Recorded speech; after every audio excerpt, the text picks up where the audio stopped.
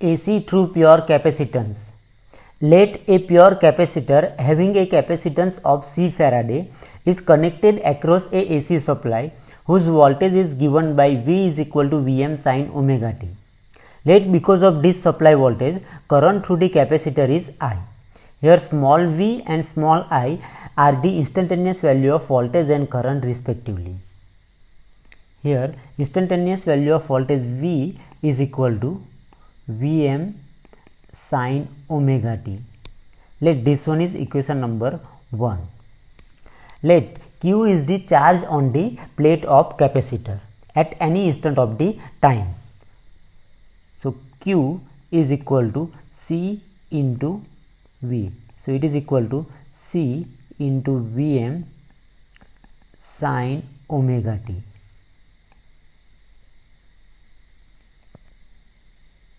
Now current I is equal to dq by dt. So it is equal to d by dt into C Vm sin omega t. Therefore current I is equal to omega C V maximum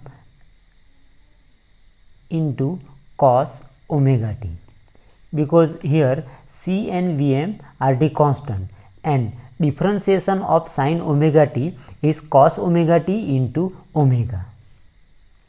Therefore we can write current I is equal to Vm divided by 1 divided by omega c into sin omega t plus pi by 2, because cos omega t is equal to sin omega t plus pi by 2. Therefore current I is equal to Vm divided by Xc sin omega t plus pi by 2. Here Xc is equal to 1 divided by omega c is the capacitive reactance and its unit is ohm. Now when sin omega t plus pi by 2 is equal to 1, then current I is the maximum. So maximum value of current Im is equal to Vm divided by Xc. Therefore current I is given by I is equal to Im sin omega t plus pi by 2. Let this one is equation number 2.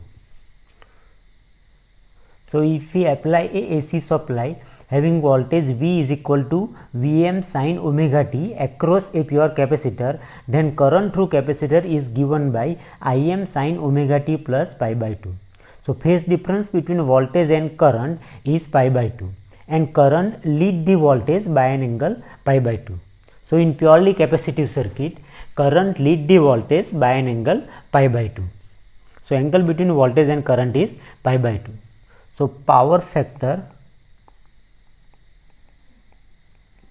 is equal to 0 leading, because cos 90 is equal to 0 and current lead the voltage by an angle 90 degree. So in purely capacitive circuit, power factor is 0 leading. Now waveform of alternating voltage and current are shown in figure 2. Here we can see that the current lead the voltage by an angle pi by 2 and phase difference between voltage and current is pi by 2, and phasor diagram of alternating voltage and current is shown in figure 3. Here V and I are the RMS value of voltage and current.